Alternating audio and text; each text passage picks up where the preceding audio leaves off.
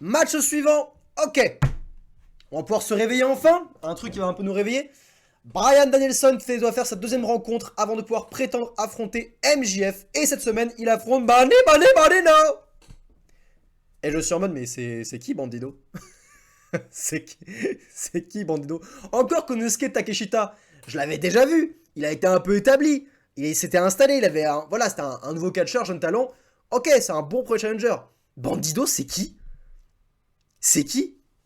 Donc si vous mettez à ma place et que vous regardez pas Rampage ou AEW Dark, bah vous comprendrez que je pensais que le match allait durer 8 minutes, pas plus, pour élever un peu Bandido, pour établir encore plus Bryan Danielson. Ça a duré 18 putains de minutes.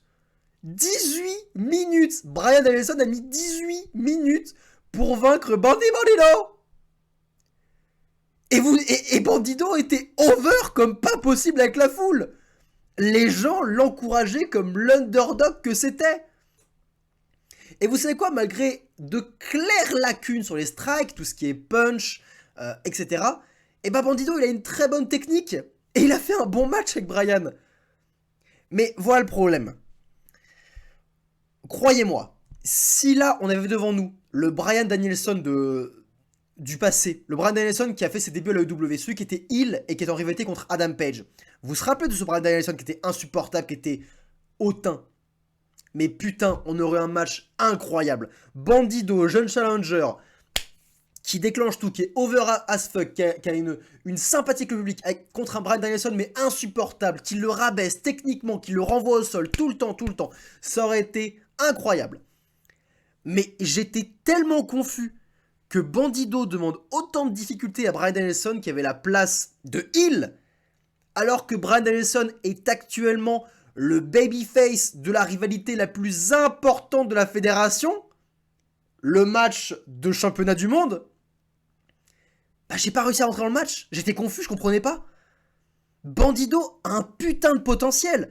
Ils ont fait un match intéressant, beaucoup de techniques. Au début, beaucoup de techniques, des échanges de strikes, des dives, enfin, c'était pas n'importe quoi, c'était pas un spot fest, ça racontait quelque chose, et c'était vraiment plaisant à suivre. Mais j'ai pas pu m'investir dedans, j'ai pas pu m'accrocher à Bandido, parce que c'était pas la bonne place pour mettre en avant Bandido. S'ils avaient fait ce match à l'époque où Bryan Danielson était heel, mais let's go, ça aurait été incroyable. Mais là, le but de ces matchs, cette série de 4 matchs que Bryan Danielson doit faire, c'est d'établir Bryan Danielson comme le babyface ultime qui va relever tous les défis pour enfin affronter le boss final qui est MJF. Encore une fois, ils avaient fait exactement la même chose avec CM Punk à l'époque, rappelez-vous, où CM Punk avait dû affronter Wardlow, il avait dû affronter Shawn Spears, il me semble. Et c'était que des heals. Et c'était logique comme construction.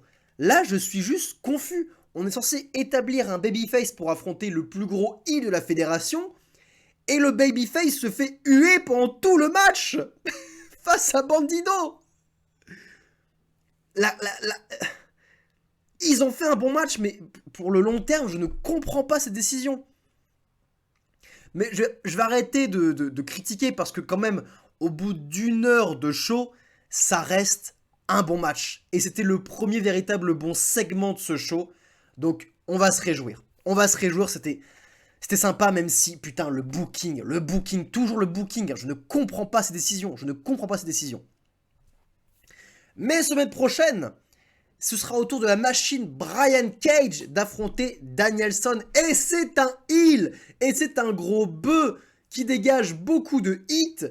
Et vous savez quoi? Directement, on a MJF qui va voir Brian Cage en coulisses et lui donne du pognon. Et en échange, il s'en fout de s'il gagne ou s'il perd. Tout ce qu'il doit faire, c'est briser les bras de Danielson. Et direct, il lui fout une méga tarte. Brian s'emporte et son pote le calme. Il lui dit, pense à l'argent, pote, pense à l'argent. Et MJF qui rétorque, tu vois ce rage que t'as en toi? Tu vas ça contre Brian. Mais c'est splendide. J'ai envie de voir ce match. C'est une construction simple, efficace. Brian Danielson, le babyface, doit affronter Brian Cage, le heel. C'est tout, c'est aussi simple que ça.